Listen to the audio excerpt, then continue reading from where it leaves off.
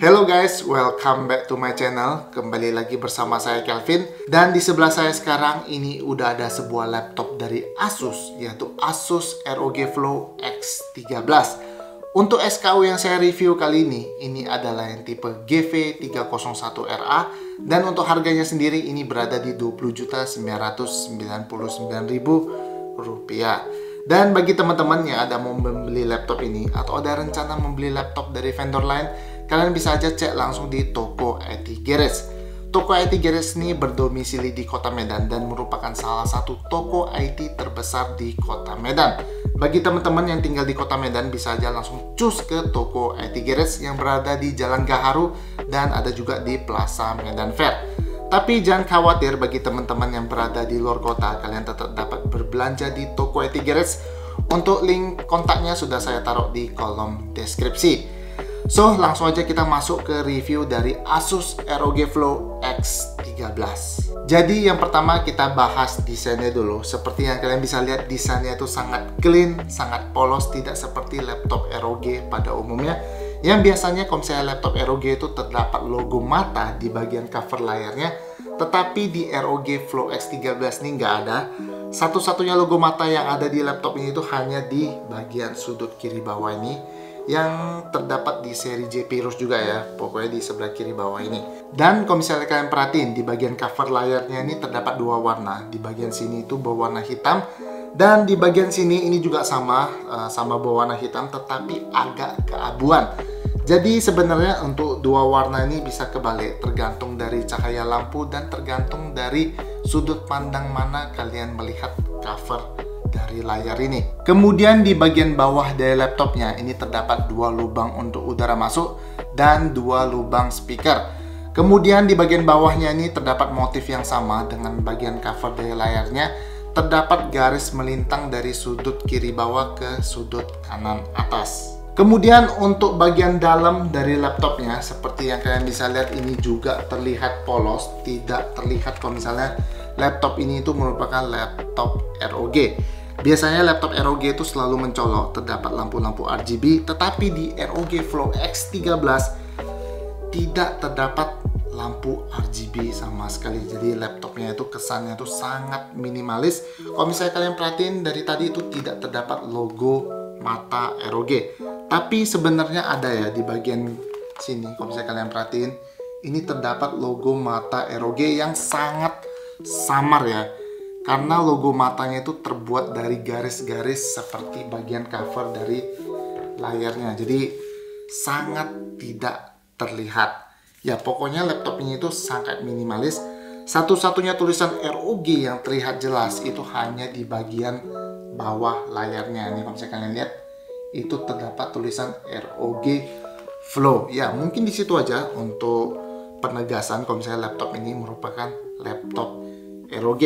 Kemudian untuk build quality dari laptop ini, untuk build quality-nya kalian nggak perlu ragukan lagi, karena laptop ini itu sudah memakai bahan magnesium alloy, dimana untuk full body ini sudah dipastikan sangat rigid.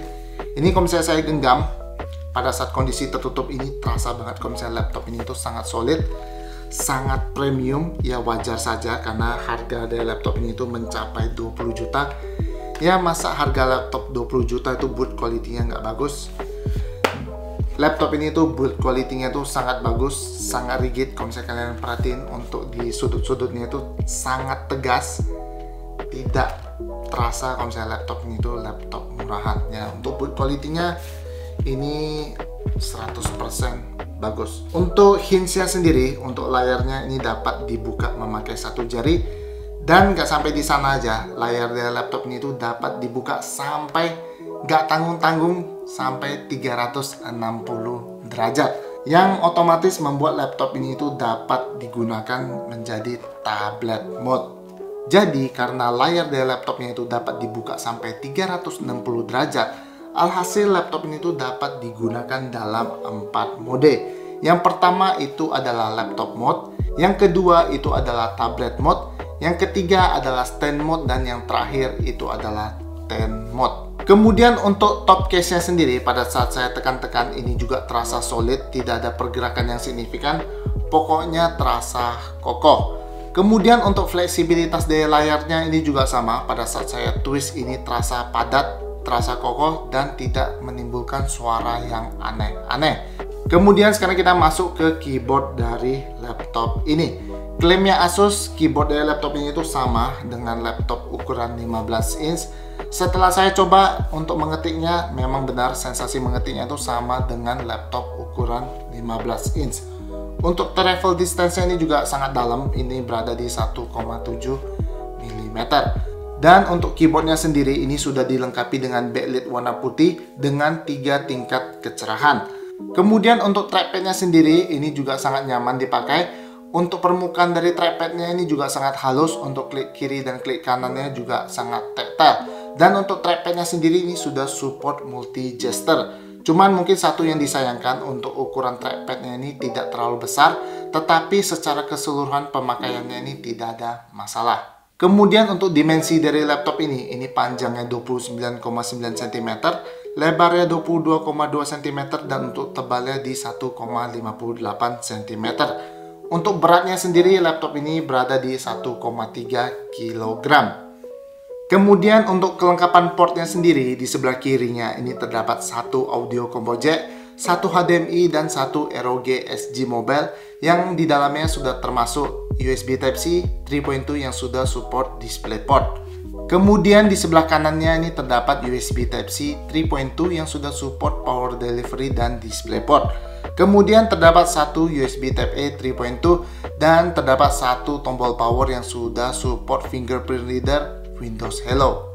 Kemudian untuk layarnya sendiri ini menggunakan ukuran 13,4 inch beresolusi Full HD Plus dengan aspek rasio 16:10. Untuk panelnya sendiri ini menggunakan IPS level, dan untuk layarnya sendiri ini sudah dilindungi dengan Gorilla Glass. Untuk refresh rate-nya sendiri ini berada di 120 Hz.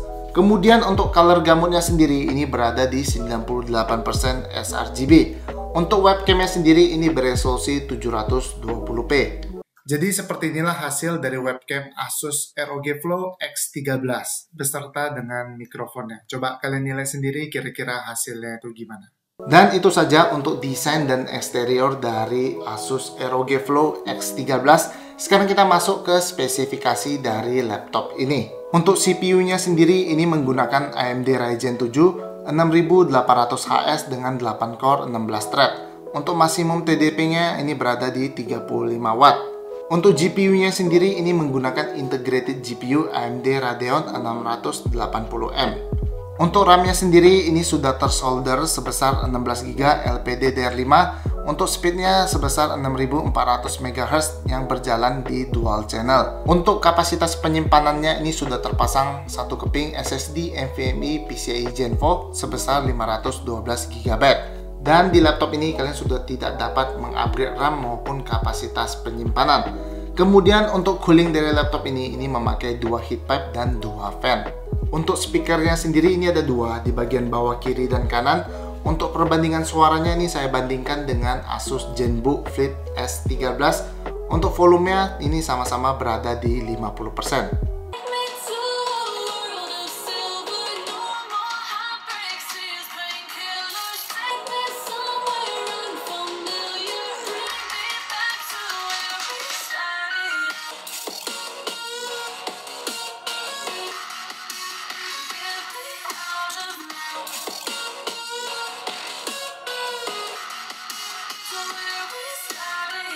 Kemudian untuk konektivitasnya sendiri ini menggunakan Wi-Fi 6E, MT7922 dan Bluetooth versi 5.2.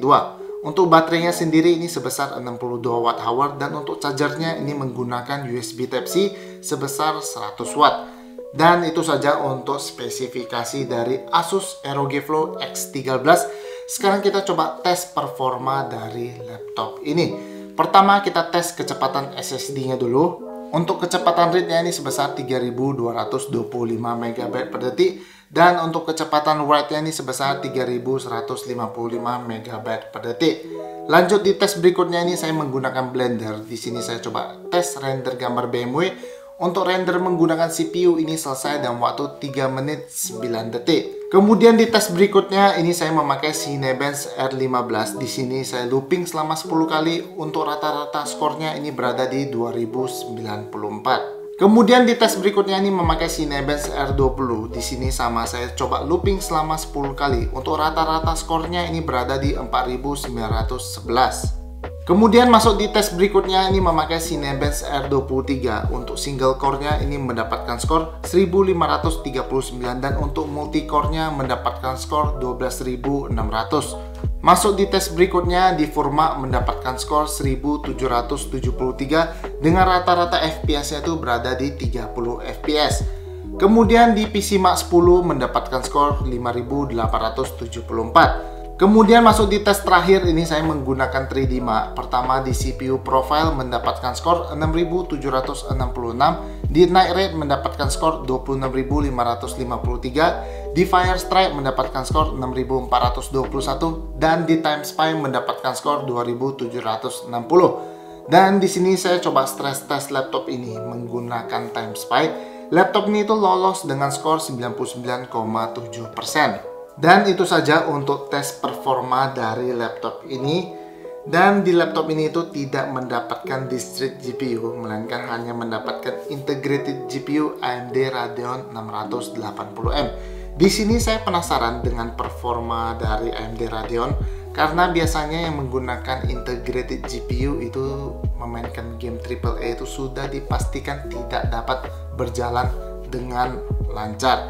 Ya, di sini saya penasaran, jadi saya mau ngetes game dari yang ringan sampai ke game yang berat.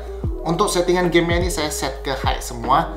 Yang pertama yang ringan-ringan dulu, yaitu ada di game Dota 2. Untuk rata-rata FPS-nya ini berada di 76, di mana tertingginya berada di 98 dan terendahnya berada di 52. Untuk suhu GPU-nya ini berada di 75 derajat dan untuk suhu CPU-nya berada di 78 derajat Celcius.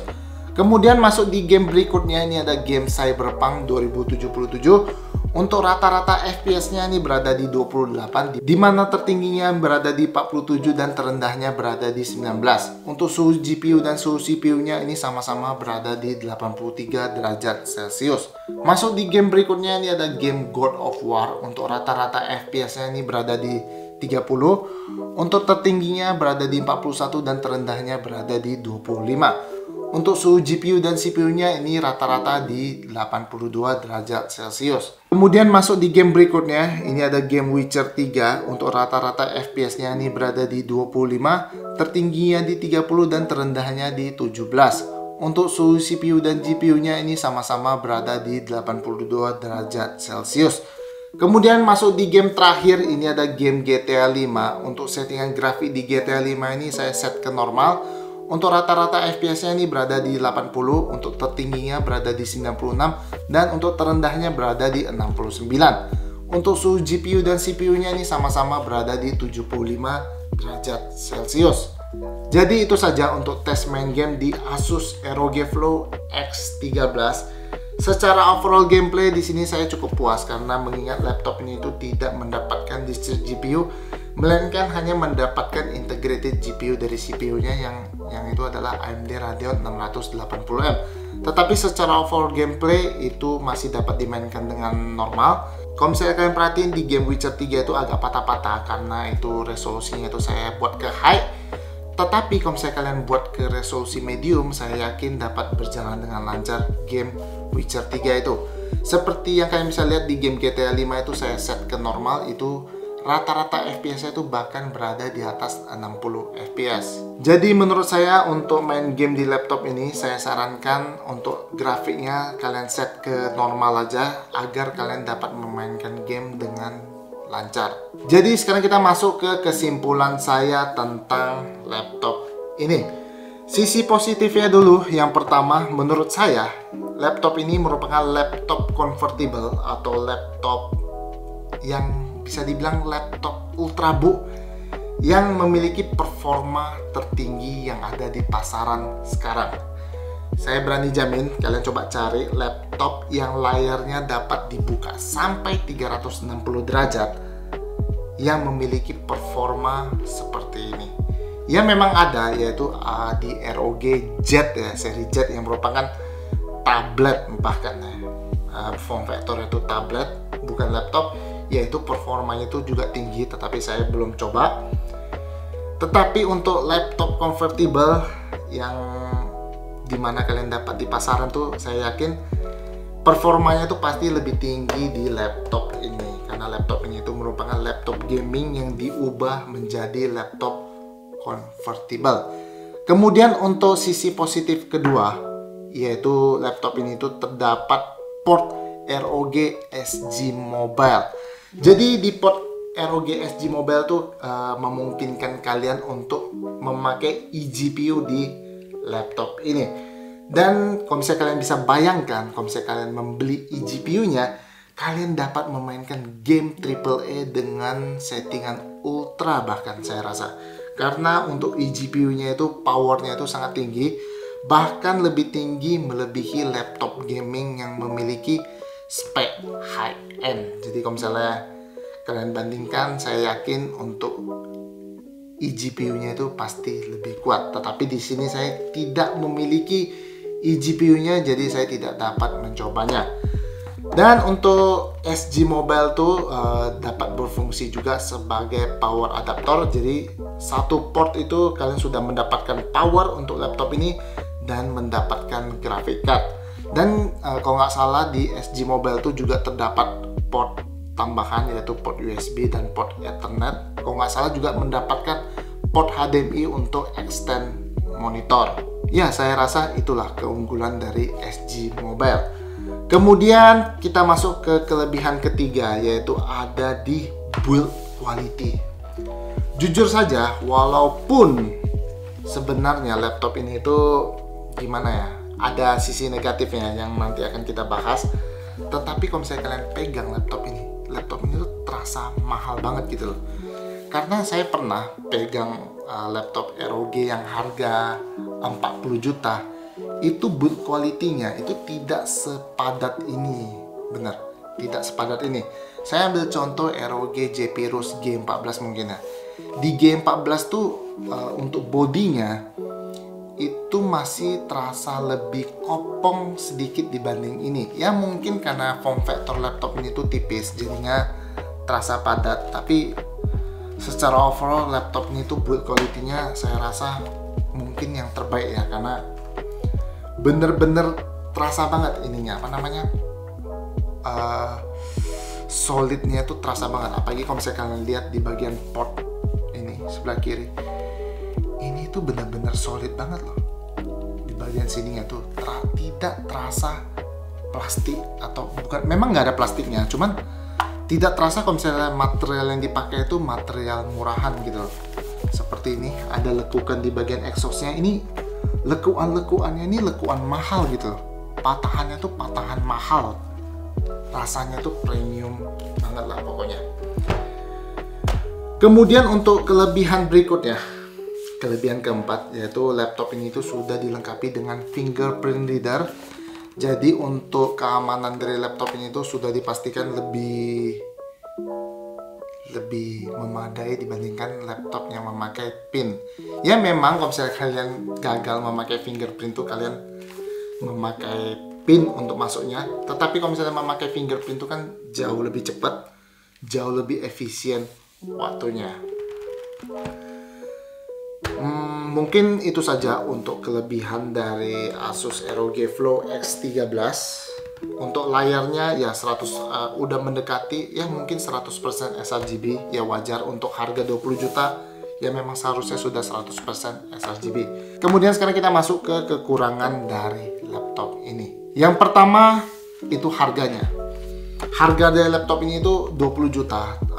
Dan di harga 20 juta itu kalian belum mendapatkan discrete GPU.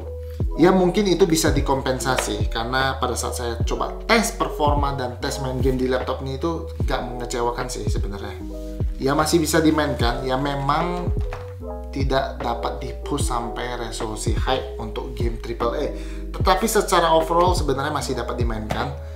Kalau laptop ini tuh mendapatkan discrete GPU, ya sudah dipastikan main game itu sudah lebih lancar dibandingkan yang memakai integrated GPU.